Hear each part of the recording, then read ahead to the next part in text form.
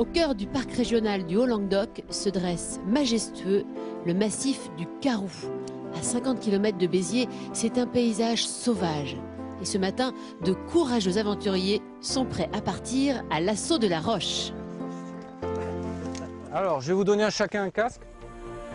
Pour les guider, David, 45 ans, guide de haute montagne depuis 10 ans. Sa passion pour les sommets lui a fait changer de vie. Je suis cadre en électronique reconverti, on va dire. J'avais envie de vivre de ma passion, tout simplement, et de faire partager cette passion de tous les sports de montagne. Donc, j'ai changé d'orientation professionnelle. Je vais t'expliquer comment on fait. Au programme de la journée, des sensations fortes, mais accessibles à tous. Bref, de l'escalade pour le grand public. D'autant plus que les encadrants sont des pros qui ne transigent jamais sur la sécurité. Voilà. Donc au niveau du baudrier, c'est assez simple, ils sont réglables. Vous avez des boucles ici, là, qui se desserrent et qui se resserrent. Pour vous aider à la progression du parcours, sur le parcours, c'est un parcours aménagé, bien sûr. D'abord, il y a un câble qui court tout le long du parcours, qu'on appelle la ligne de vie. À ce câble, on va être relié tout le temps, dès le début du parcours. Avec ces solides mousquetons, impossible de chuter. Les participants, eux, sont tout de même un peu nerveux. Donc vous gérez les mousquetons un par un. Ouais, on se demande forcément ce qui va nous arriver, quoi. Où ils vont nous envoyer. Ce qu'on sait, c'est qu'on est à peu près à 150 mètres d'altitude, je crois. Donc ça va être assez beau, je pense. C'est physique quand même, hein. Puis il faut pas avoir peur du vide. Hein. Celle qu'on va faire. Et ensuite, un parcours plus long, plus difficile. Mais la partie verticale qui est plus difficile, il y a une partie facile aussi. En fait, ça permettait aux troupes alpines italiennes de traverser, de faire passer les troupes et le matériel. Voilà. Après, ça s'est développé dans les Alpes. Bon, puis maintenant, on trouve des parcours. Mais bon, ça n'a plus rien à voir en termes de sécurité. Tout le monde est sécurisé de A jusqu'à Z, direction la Via Ferrata, une voie d'escalade très balisée, héritière des chemins de haute montagne tracés par les armées lors de la Grande Guerre. Sécurité, les deux mousquetons dans le câble en permanence.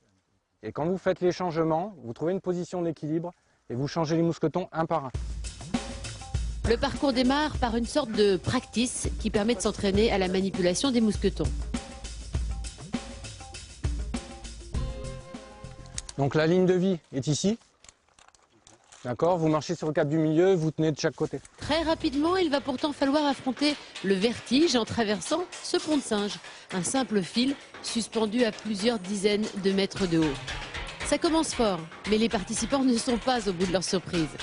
Après quelques mètres à grimper à flanc de rocher, ils ont l'obligation de s'élancer dans le vide, suspendus à une tyrolienne d'une centaine de mètres de long. Et pour David, ce n'est pas une mince affaire. En fait, c'est le vide que je peux grimper, je peux faire les choses comme ça, mais quand je suis dans un endroit où il y a le vide, j'ai peur.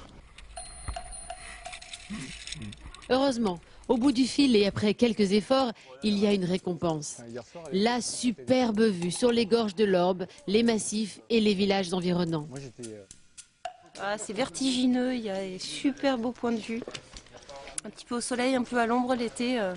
C'est idéal, je pense, comme coin. Ouais.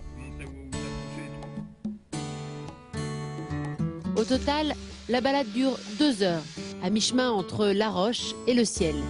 Une bonne initiation à l'escalade, accessible à tous. Et le tout sous le splendide soleil du Languedoc.